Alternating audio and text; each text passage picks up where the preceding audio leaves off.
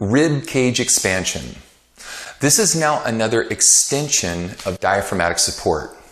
Now I want you guys to do your, like I'm going to do these little checkpoints along the way to get you guys to check and make sure that, you know, Simon Says, first do you have your breath, do you have your this, do you have all these different things are going to really matter as we go through this, because we all want them to work in concert with each other.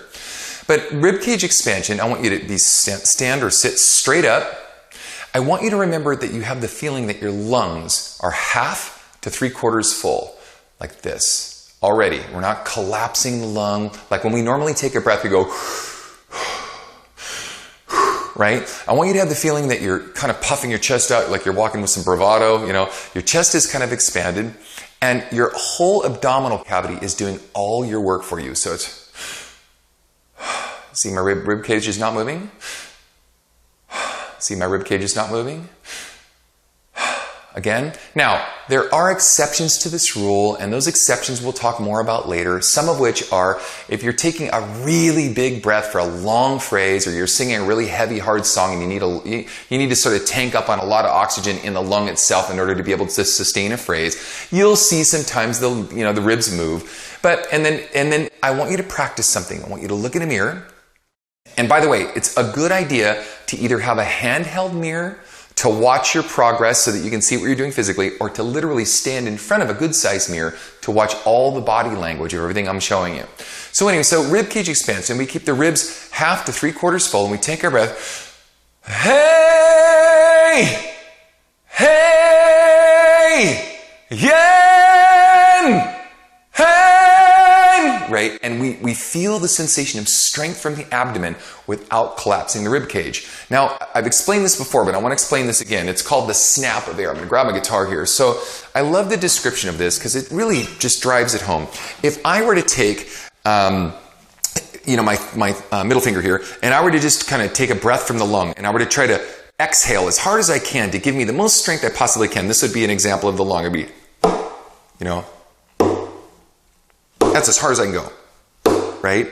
If I take the expansion from the ribs and I hold the ribs open and the intercostal muscles inside the rib cage and all that stay expanded, and I use my abdomen to do my work for me, and I'll explain this in a minute, it's going to sound like this. It's a big snap of air, right? It's a lot like a golfer. When a golfer goes to take a swing, you could have some big buff guy come out and hit that little tiny ball as hard as he wants, and it goes 150 yards. And then you get some tiny little guy that understands the snap of the hip, and how the hip, when you bring the hip around and you use that advantage, that leverage, like a wrestler, same thing like with a wrestler, you use the leverage of that snap, all of a sudden, he's hitting 300-400 yards and everybody's looking at him going, there's the big guy and the little guy. How does that work? Like I said, the little dog running with the little legs running as fast as the big dog with the big legs, right? Well, this turns out to be extremely important because not only is it important for the strength and the sound itself, but it's important for longevity. And what do I mean by that? Well, as we said before, and I warned you that when a lot of people do their sit-ups, they do them like crunches. And they keep the abdominal cavity really bound up. But the whole idea is a relaxation response to give you the strength to go up to the next phrase or high note or just long tail phrase or whatever that is, passage. And what this does is it frees you up because it allows the abdominal cavity to do all the work, and then it's not generating stress that starts in the chest, then it migrates to the neck and in the throat. And you'll see this all the time when someone's screaming at a football game or something, their veins are popping out of their neck and stuff because they have all this tension starting to mount, and it ends up here, and then it starts closing off the throat, and we start creating a whole bunch of horrible habits. But if we could condition ourselves to get ourselves in the habit of a relaxation response that, hey, yeah, right? Then we have all this strength from the abdomen doing our work for us, and we're not actually building tension in the chest, neck, and throat. Now, I talked about dropping the shoulders. This is also important because we don't want our shoulders to rise like this. Now, some people called me out on a couple YouTube videos and said, I saw your shoulders rise one time, you said blah, blah, blah. Okay, like I said, there are exceptions to this rule. And the exceptions are if you're singing really heavy or hard, or you're using a lot of oxygen, long-tailed oxygen, so if I go,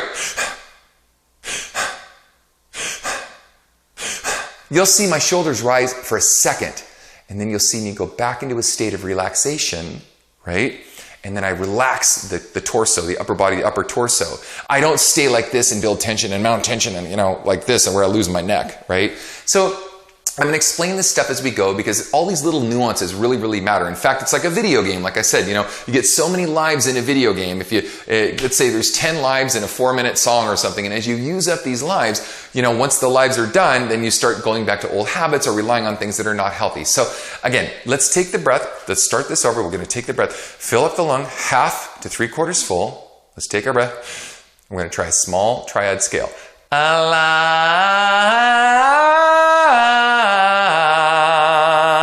Relax. Don't relax the lung. Relax the abdomen.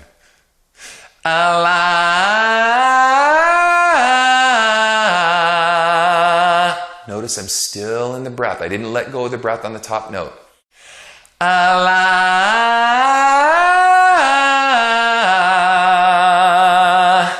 Take the breath.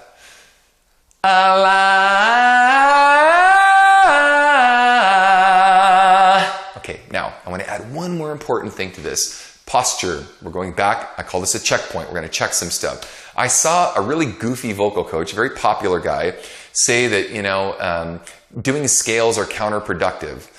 Saying posture. What is posture? And he starts flip-flopping around like he's got epilepsy or something. And one of the most absurd things I've ever seen. And the reason is this. I am so in tune with my body and I'm so in tune with what it takes to make all these mechanisms work. Now, we want to go from unconscious incompetent to conscious incompetent to conscious competent to unconscious competent. What does that mean? So we want to go from unconscious competent, I don't know what I'm doing, I don't know how I'm doing it, I'm just lost, right? To, I know what I'm supposed to be doing, but I'm still not doing it, but I'm trying. To, I know what I'm doing, and I know how to get there, but I have to concentrate a lot on doing it.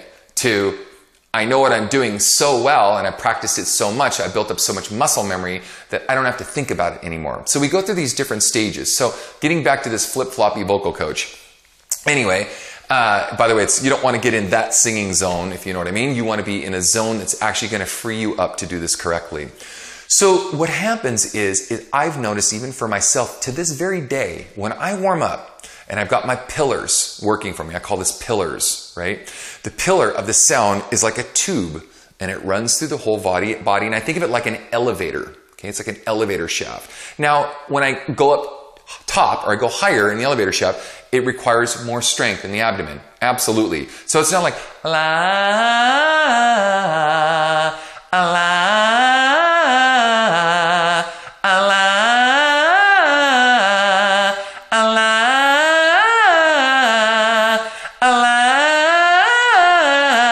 on and on.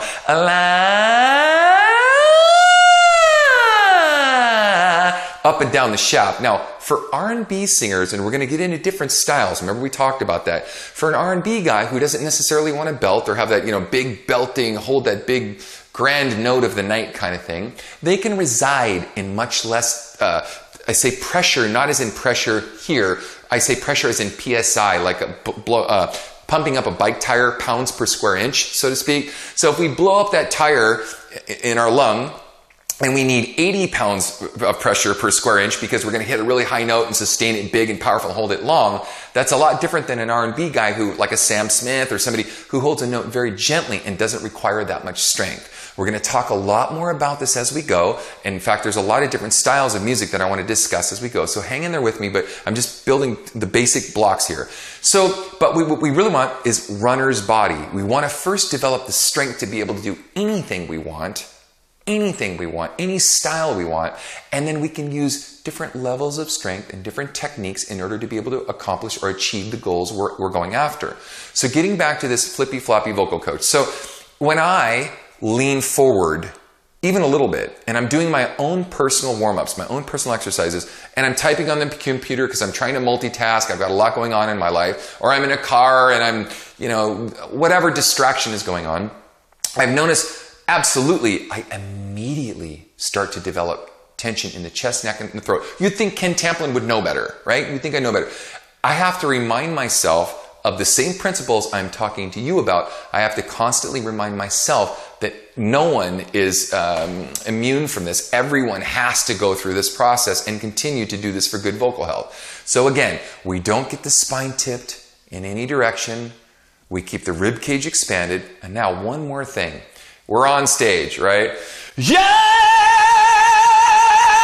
Right? We're trying to do that cool note, whatever that note is for you, right? Or yeah! With less distortion, whatever your flavor of the month, or however you want to bring in different timbres of sound in your throat. Or yeah! R&B guy, whoever that is, whatever that is.